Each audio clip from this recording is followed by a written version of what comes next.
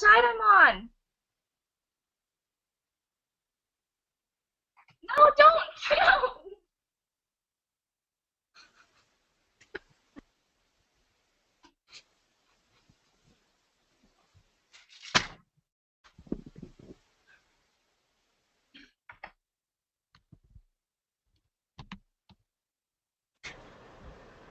Okay. Wait, I'm Aff?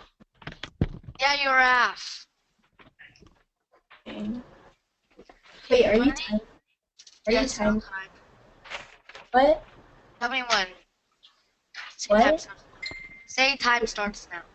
Okay, time starts now. Contention 1. Students, minors in school shouldn't have certain rights given from the Constitution to their adult counterparts. Tiller 2014. Students in school do not possess the same breadth of constitutional rights as parties in other settings. Rights in school, those rights are limited by the circumstance of the school's special environment. Students have reduced freedom of speech rights while in school. Students have reduced freedom of the press rights. It is unlikely that any court would give the students the freedom to assemble in the hallway during the school day while classes are in session. Students have reduced Fourth Amendment 107 rights in school. Students are required to attend school and thus lack the freedom to do as they please while school is in session. It is accepted that students as minors in a compulsory educational system do not and cannot enjoy the same constitutional rights as their older counterparts. A reasonable suspicion standard in schools protects children from violence and drug use that unfortunately so often accompanies public school systems. Contention 2. With probable cause, even more students' lives will be lost from school shootings.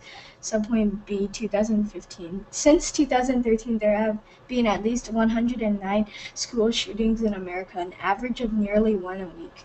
How many more before our leaders pass common sense laws to prevent gun violence and save lives? Communities all over the country live in fear of gun violence. That's unacceptable. We should feel secure in sending our students to school, comforted by the knowledge that they're safe. There were at least 336 gunshots in the vicinity of schools over a single school year, and school shootings have long-term impacts on the school community as a whole. A recent analysis of school shootings found that those involving a homicide reduced student enrollment in the affected schools and depressed students' standardized test scores by nearly 5%. Subpoint B, Dewey 2016. Schools are not now safe as ever been. According to the FBI National Arrest Statistics, the arrest rate of juveniles for violent crime, murder, robbery, rape, and aggravated assault peaked in 1994 and has declined each year since the then Snyder 2004. This rate is lower now than any year since at least 1980. The rate of violent crimes in U.S. public schools has declined since 1994. The serious violent crime rate, total number of murders, aggravated assaults, robberies, and rapes per 100,000 students in 2001 was less than half it was in 1994. Judge, my contention too has proven that rejecting probable cause has many benefits to students in the community. Not only does it save lives, which is the most important impact in this round, but also lowers homicide and improves ST scores. Contention 3. The foremost standard of probable cause is unfair and biased. Police officers disappropriately justify excess force against minorities using probable cause. Elizabeth, 2016. It is not an exaggeration that despite the decades of enormous black success and achievement, police continue to view black skin itself as probable cause. Following the Rodney King beating, an investigation into law enforcement practices was conducted by Amnesty International. The final report concluded that Los Angeles police officers resort to excessive force, including firearms, in violation of international standards amounting to torture or other cruel or degrading treatment. The report found evidence to suggest that racial minorities, particularly blacks and Latinos, have been subjected to discriminatory treatment and are disappropriately the victims of abuse. Okay, that was time. Alright.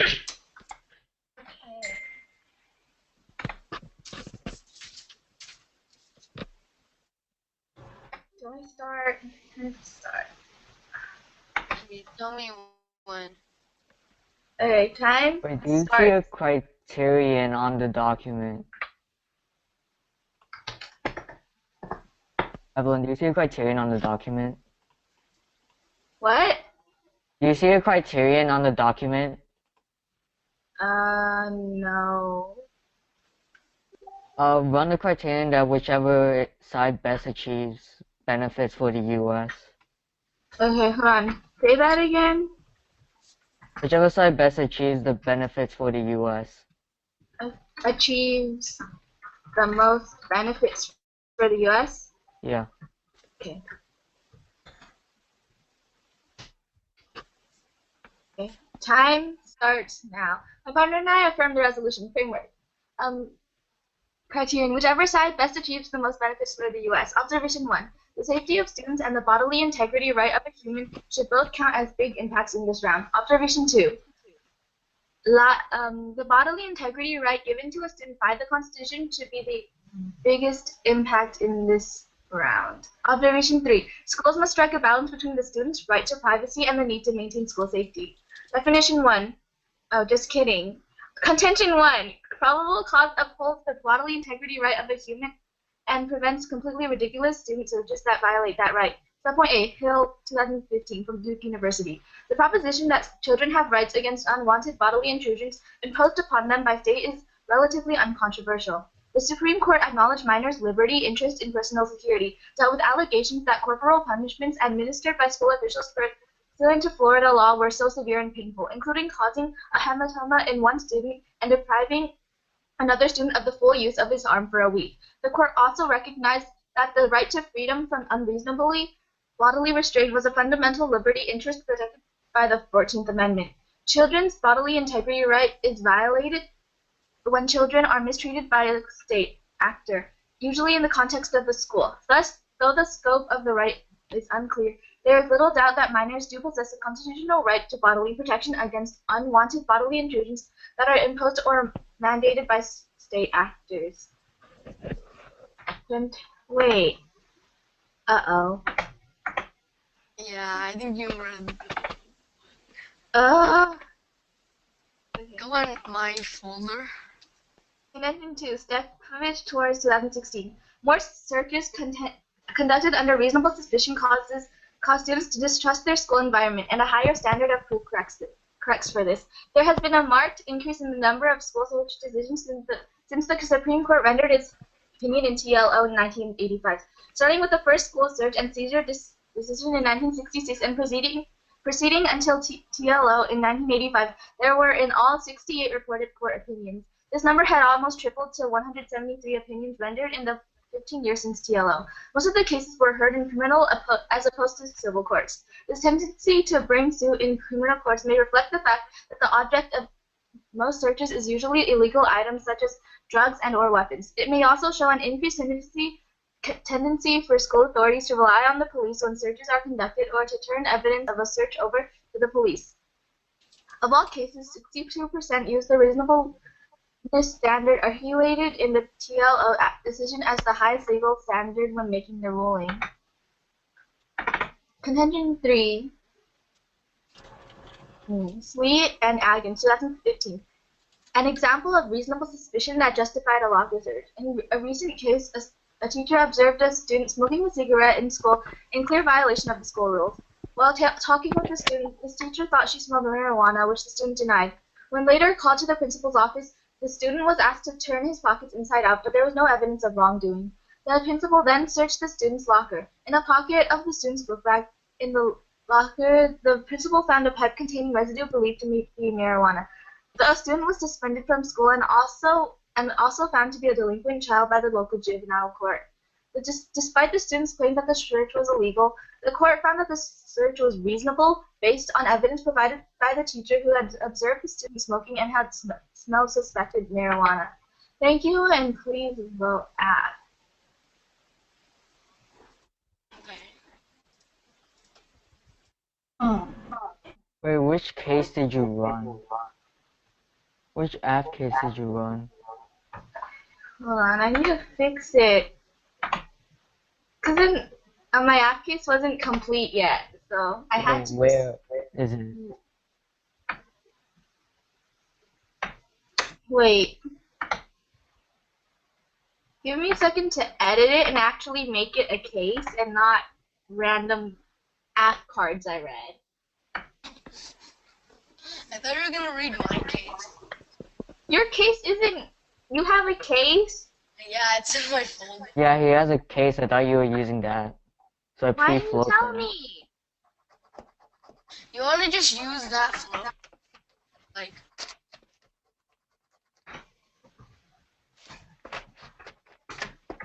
or do you wanna just go by the cards you read?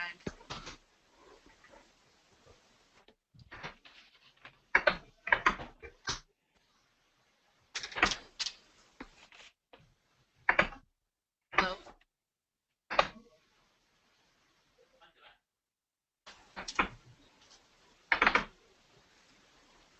So the Crossfire?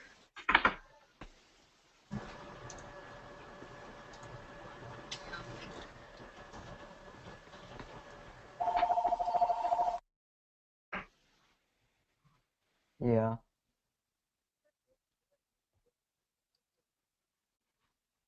Okay.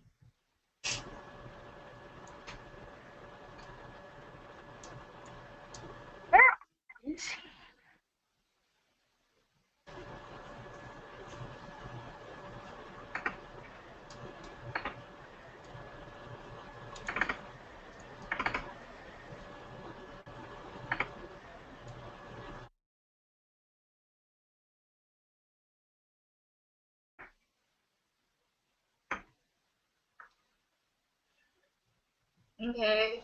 Wait, I start over, right? Okay. Time starts now. My partner and I affirm the resolution framework. Observation 1. Schools must strike a balance between the student's right to privacy and the need to maintain school safety, which are the two biggest impacts in this round. Criterion. We must go under a criterion that whichever side has achieves the most benefits to the U.S. Contention 1. Probable cause upholds the bodily integrity right of a human and prevents completely ridiculous student searches that violate that right. Subpoint A, Hill 2015 from Duke University. The proposition that children have rights against unwanted bodily intrusions imposed upon them by the state is relatively uncontroversial. The Supreme Court acknowledged minors' liberty interest in personal security, dealt with allegations that corporal punishments administered by school officials pursuant to Florida law were so severe and painful, including causing a hematoma in one student and depriving another student of the full use of his arm for a week. The court also recognized that the right to freedom from unreasonable bodily restraint was a fundamental liberty interest protected by the 14th Amendment. Children's bodily integrity right is violated when children are mistreated by a state actor, usually in the context of a school.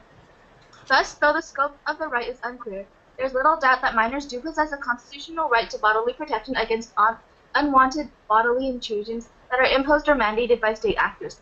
Subpoint B. School searches and suspensions are completely ridiculous and have violated this bodily integrity right. 1. Haynes 2001A and Torres 2016A.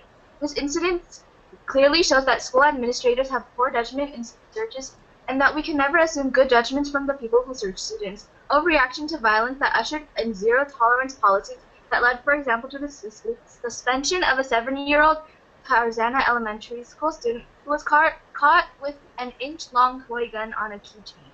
The mother of a Tarzana second grader appealed his one-day suspension for taking a small toy gun to school. Beyond the suspension, Gonzala says she is pressing her case because she doesn't want other elementary school children to be suspended or expelled for a mistake. My children will go back to school and have to deal with this same kind of punitive mindset, she said. I am facing a future of this unless I deal with it now. This is exactly what happens when there isn't probable cause. Administrators will suspend and search students for no reason when the student wasn't causing problems in the first place. Mention 2, Marino 2015. The parents of two Highland Middle School students expressed outrage after the teens were allegedly strip searched by campus officials who suspected them of possessing narcotics. Chris Pringle and Anita Wilson Pringle said that their 13-year-old daughter and 15-year-old girl were summoned regarding a drug allegation. A man, possibly a security guard, were in the room when the 13-year-old was to take off her jacket, take off her shirt, take off her t-shirt, and fasten her bra and pull her bra out.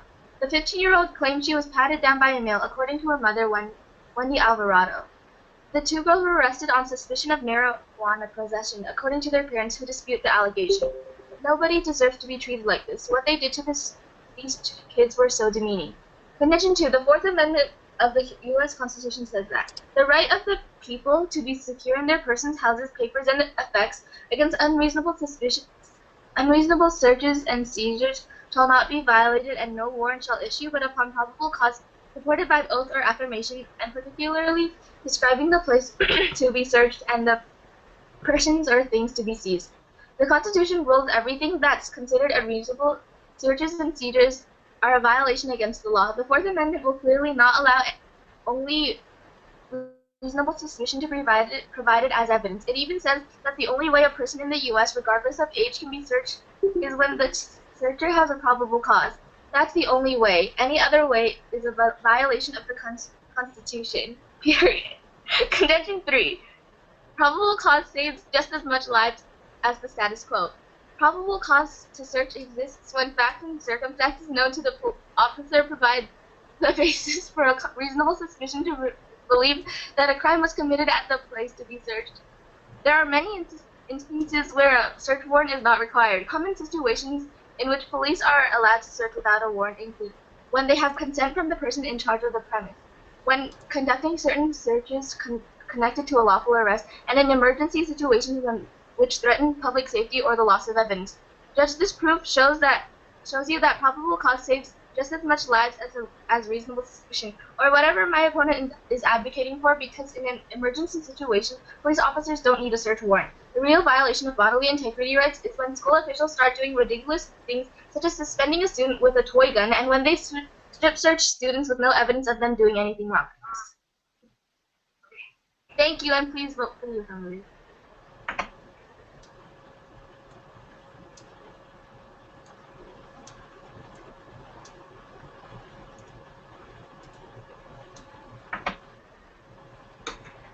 Okay, Crossfire.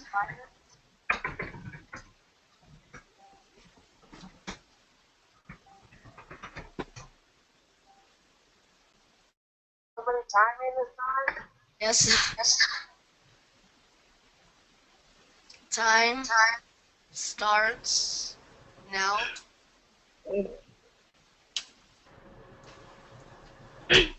So, for your contention 3, what do you mean by probable cause is unfair and biased? I mean that, like, probable cause, which is, like, searching other people, like, police choose certain, like, races, like black people or Latino people, to search, which is bias. Yeah. Do you have a question? Yeah, can you explain your contention too? So, my contention 2 basically saying that the Fourth Amendment says that we can't allow only reasonable suspicion to be provided as evidence. I can't really hear. Right. We need probable cause. Wait, can you say that again? I can't really hear. The fourth, saying that the Fourth Amendment says that we cannot just only allow reasonable suspicion as evidence. We need more evidence, which is what probable cause is. Will do.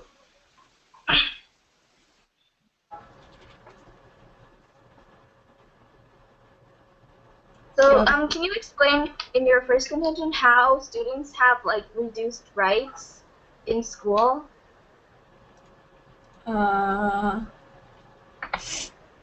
Wait, let me see it. Wait, in my first contention? I'm saying that students, they don't have the same rights as adults because in my card it says that students,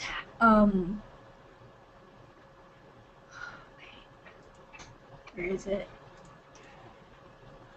Okay, because they're in school during the day, students have reduced Fourth Amendment rights in school, like freedom of the press rights and freedom of speech, because they have less freedom than like older people because they're still in school, and like these rights are like search rights as well. So, yeah. Okay.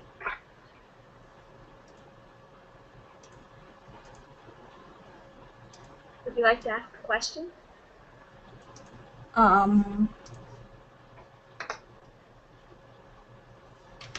No. Okay, that's basically time. Okay. Okay, sure. Okay, my rebuttal speech. I don't need prep. Can someone time me? Okay, I will. Wait.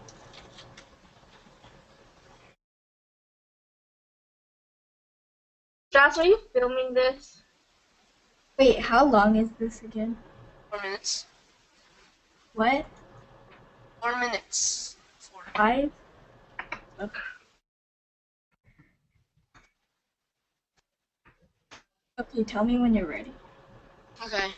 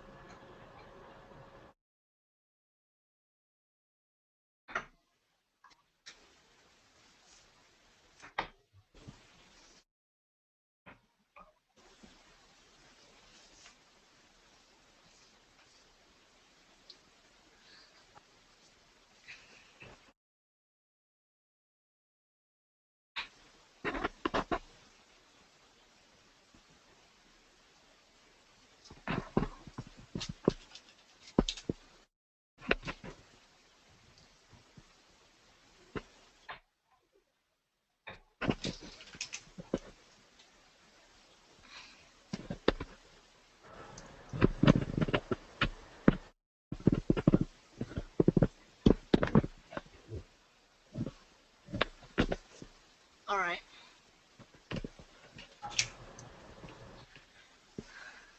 Okay. So, Are you ready? yeah. Time starts now. Okay, so first I would like to offer framework. I will agree with my opponent's framework on whichever side best benefits the U.S. the most wins the round. Okay, now on to my opponent's contention one. My opponents have argued that reasonable suspicion is a violation to a student's bodily integrity rights. I have multiple refutations against this. One, Judge Crossfire Contention 1 by Tiller 2014 that says students in schools do not possess the same breadth of constitutional rights as parties in other settings. In school, those rights are limited by the circumstances of the school's special environment. Two, also from Tiller 2014, students have reduced Fourth Amendment rights in school. A reasonable suspicion standard in schools protects children from violence and drug use that unfortunately so often accompanies public school systems. Lives are the biggest impact in this round. Therefore, the bodily integrity right argument is out-impacted by the loss of lives. 3. From 2009, affirming affords students no real bodily integrity protections beyond those existing in the status quo. This article challenges the implicit trust and great weight our search laws place on so-called justification standards. Over the past few decades, the courts have embraced lower standards demanding less of the police and in return justifying intrusions. Increasingly common in situations whenever the police have any suspicion, they almost always have probable cause. Now to my opponent's contention 2. My opponents have argued that using what we have in or reasonable suspicion is a violation against the Constitution. I also have two responses to this. One, Judge Crossfire 2014 again on Convention 1. Students clearly don't have the same amount of constitutional rights compared to adults. This is just because they don't get as harsh of punishment since they are younger. Just ask yourself, Judge, would you send a 10-year-old kid to jail to be with the criminals that are already there? Even if you don't buy that, Judge, we ought to evaluate the constitutionality of a given law according to how people actually interpret the Constitution Constitution rather than according to the letter of the law. In the status quo, the Constitution is interpreted broadly. Congress is essentially unrestrained and passes laws about all manners of things that need dealing with. And these school shootings are definitely something that needs dealing with. Now I'll go back to my opponent's contention 1 subpoint B, which is about examples. So the first example is about this inch-long toy gun, 7-year-old kid getting suspended. This is off topic because our resolution is clearly only about searches and seizures, and this has nothing to relate to that. The second example is about two girls getting strip searched for marijuana possession, but again, they got arrested for marijuana possession for something illegal, which is why reasonable suspicion actually works, and this is a turn on their argument. Now to my opponent's contention 3, which is about how probable cause saved just as much lives as the status quo. Well, the problem with this argument is it a double bind against the contention 1 or bodily integrity rights? They pointed out 3 situations where 3 search warrants don't need to be needed, and no evidence and no search warrants. That's even worse than reasonable suspicion. This is a turn. This double binds to contention 1, which is bodily integrity, which means both their contentions are down, and they don't even know what they're talking about, which means we should win this round. Thank you, and I urge a strong vote for the negative side of this resolution.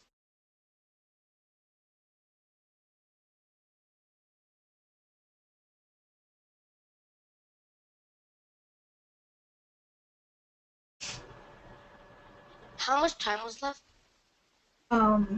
Like 1 minute and like 40 seconds ish. Really? Yeah.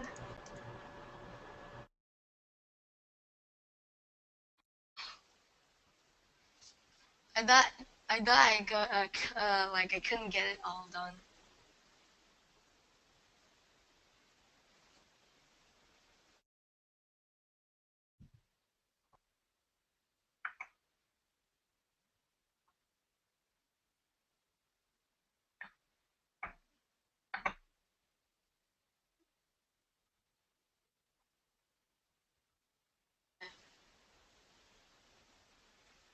Is it called Wait, Strauss?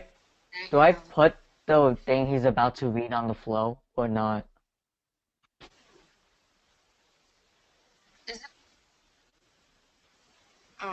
Is it just probable cause offers no real rights protection?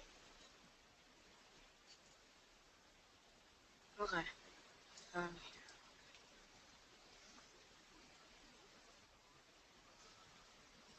Okay, so my opponents don't understand the status quo. While normally we ought to prioritize rights protection over safety, minors are not yet able to exercise full consent. In order to preserve the liberty of the adult, a child will someday be. We must curtail that child's liberty in his or her early years. This is a sensible approach to rights framework. Because parents have duties towards their kids beyond non-interference, kids have a positive right to caregiving that no fully autonomous person has. Thus, since their parents cannot assert the negative right to do nothing for the child cannot assert the negative rights against his parents' interference.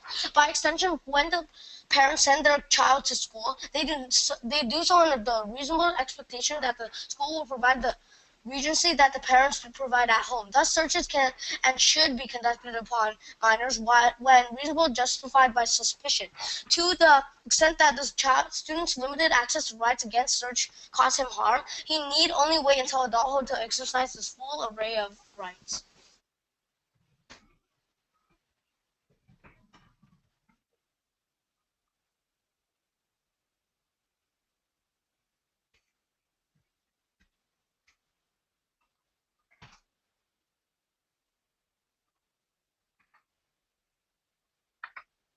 So we're going in this debate, I'm assuming that what he read was on the flow. Should we just... Okay.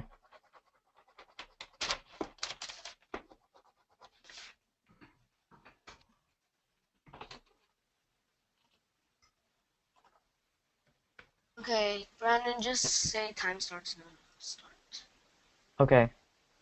Time starts now. So my opponent's first contention talks about how students shouldn't have certain rights, but I have several refutations against this. My first one is that I would like to read a quote from my first contention, which is Hill 2015a.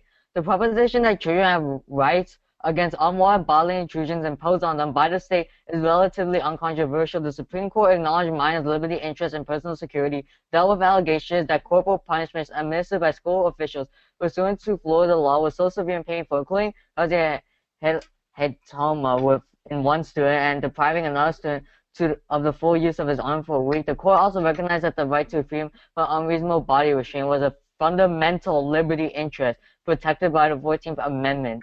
So what this says is that children actually do have rights, and children have all rights.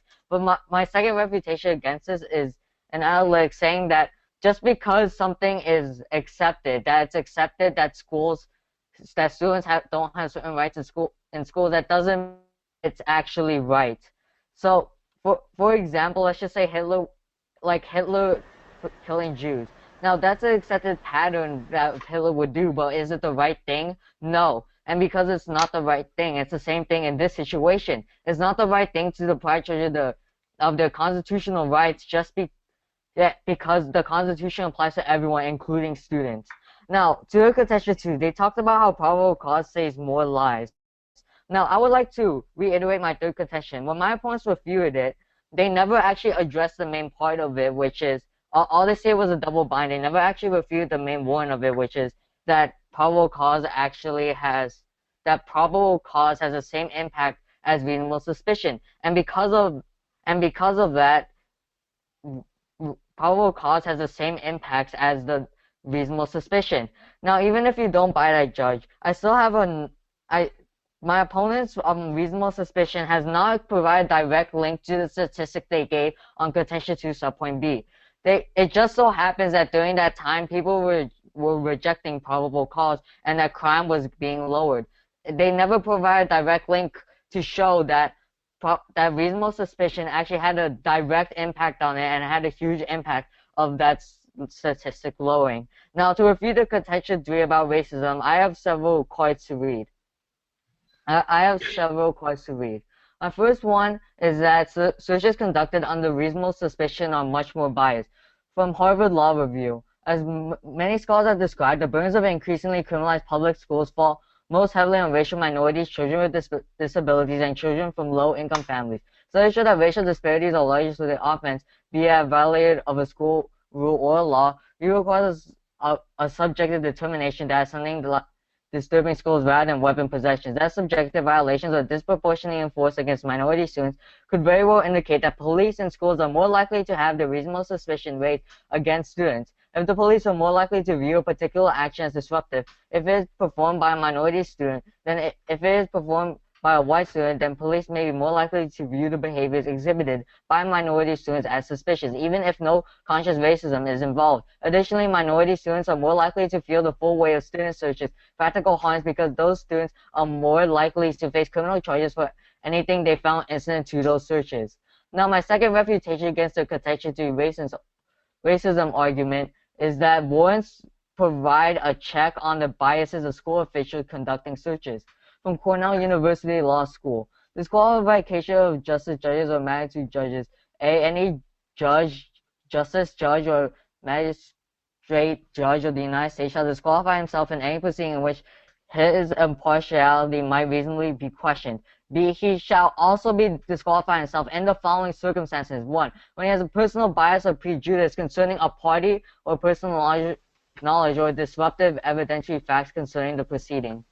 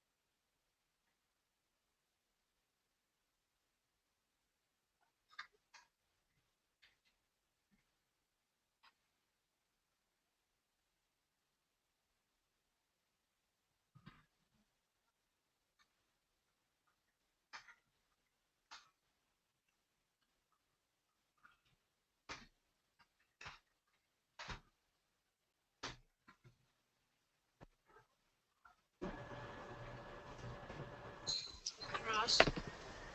Yeah.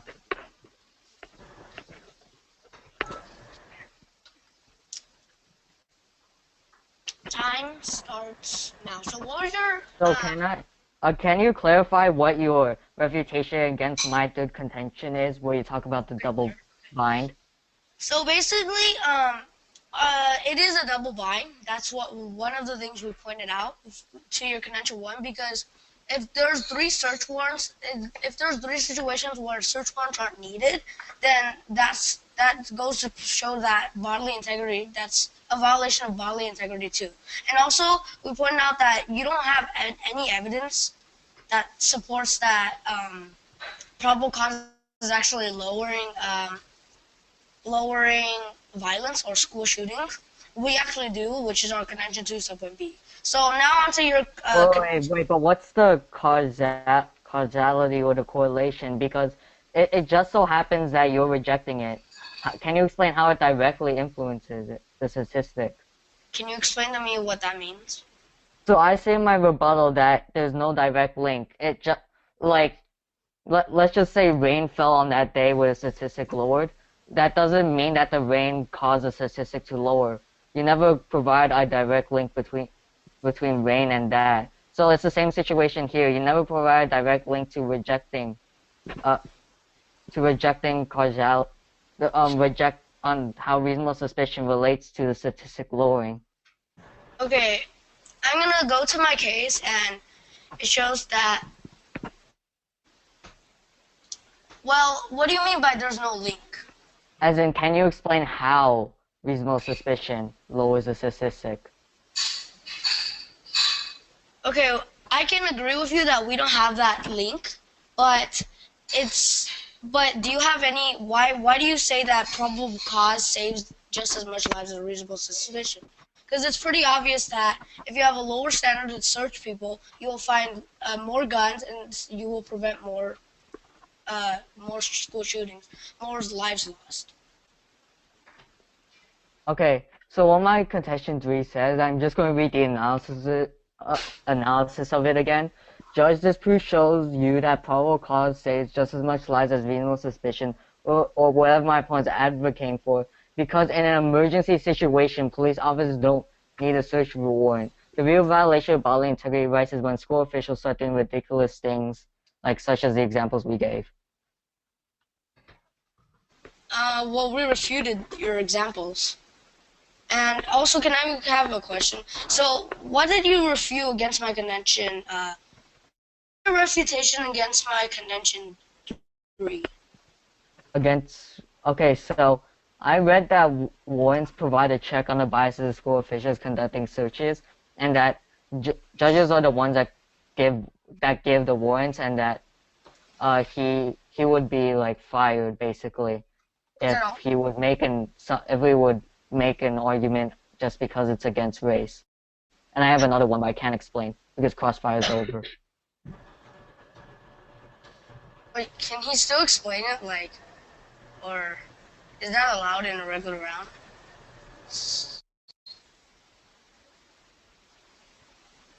Oh, so you want me to explain the other one?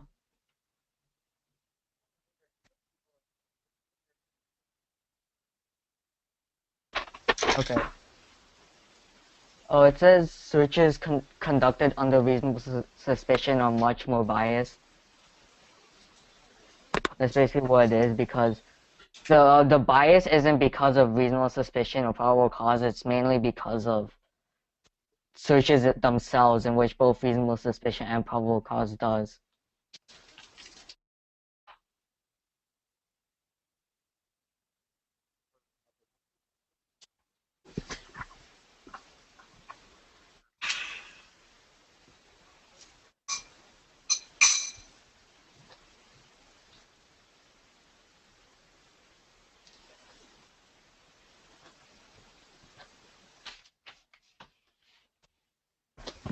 Do you need prep?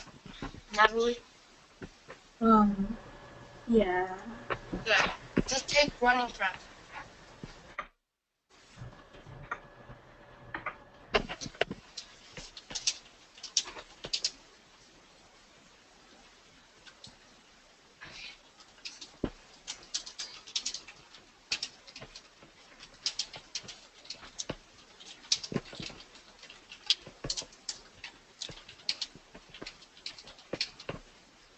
I might have to go soon. Like, I might.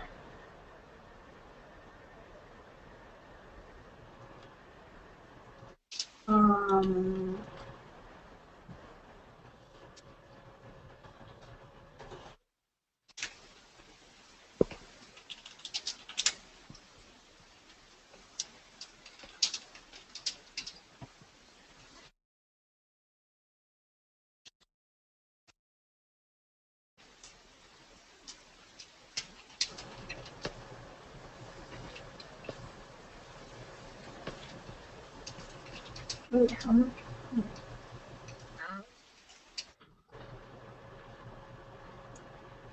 No. Okay. I'm just gonna say it. Should I start? Do you see it? Do you see what I put? Yeah. Okay. But like, wait, how many contentions do we have again? We have 3. Oh, Drop the last. wait, I meant theirs.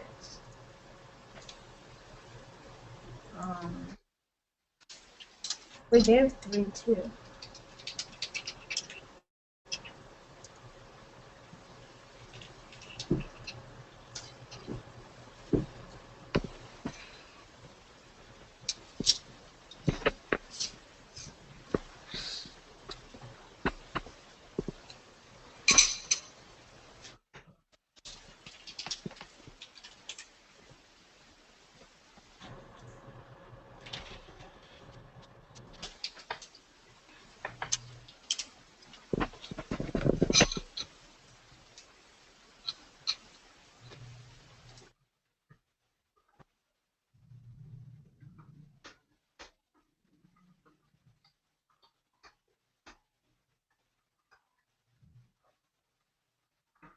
Okay, should I go?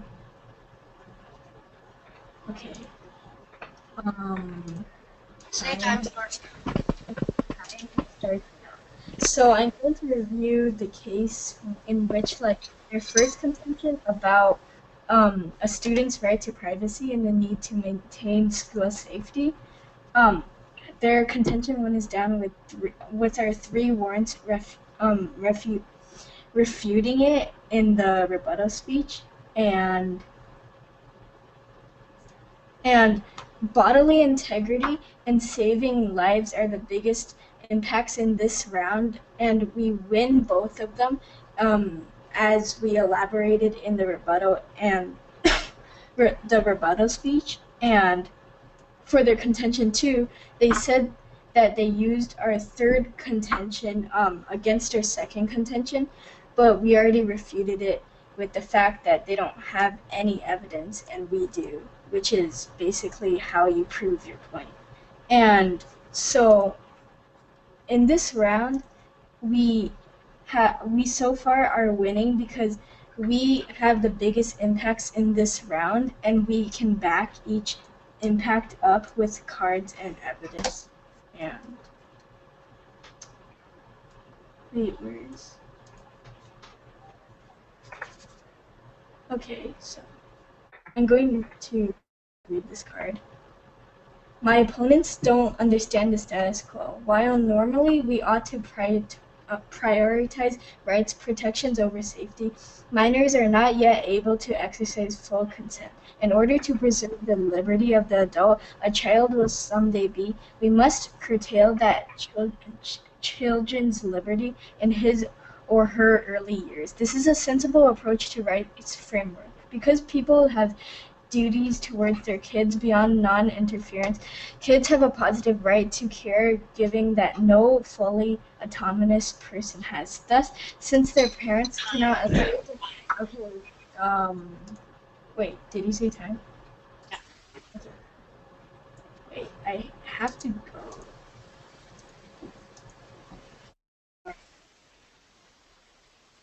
Bye.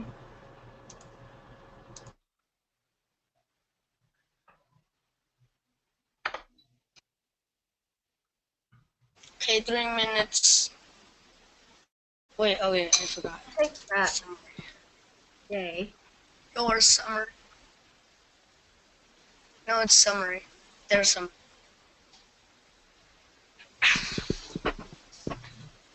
I'm taking crap. Oh, okay.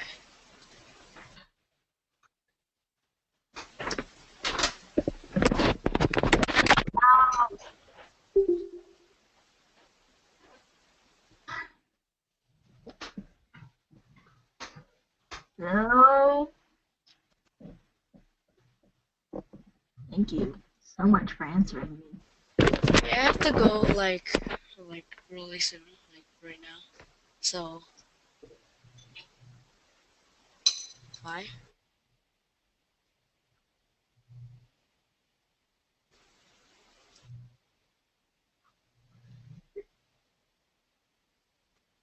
Okay.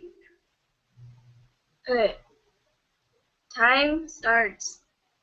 Okay, whatever. Time starts. Oh, fine.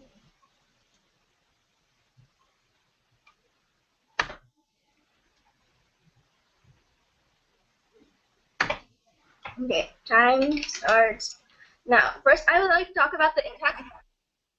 What do you mean?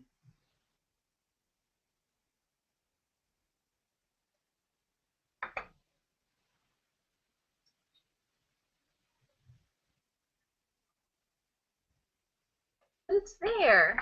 Okay. What do you mean? Okay. Is it there?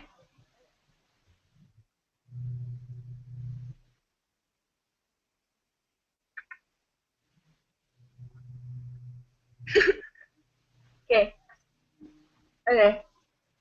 Time starts now. So first, I would like to talk about the impacts. We clearly win on impacts because my opponents are advocating for a violation of the Constitution, and it is crucial that we avoid this. In the past, every time we violate the Constitution, it has led to an abuse of power, which has led to millions of deaths. What we are advocating for is actually constitutional, but clearly has the biggest impacts. So for my first and second contention, my opponents cross-applied their first contention, saying that students have a reduced number of rights. However, so as my partner already stated in his rebuttal, he read how students actually do have rights in school, and at least for probable cause, we have arrest warrants, and while reasonable suspicion, they just search whenever they. And so for our third contention, we said that probable cause saves just as many lives in the status quo, and they said they said that this double binds with our first contention.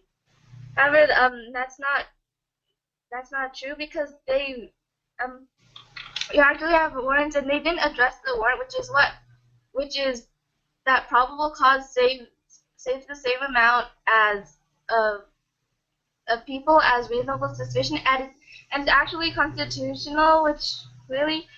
So this links back to our criterion, which is whichever has the biggest benefits, and therefore and clearly we have the biggest benefits, and yeah, thank you, and please vote for the affirmative.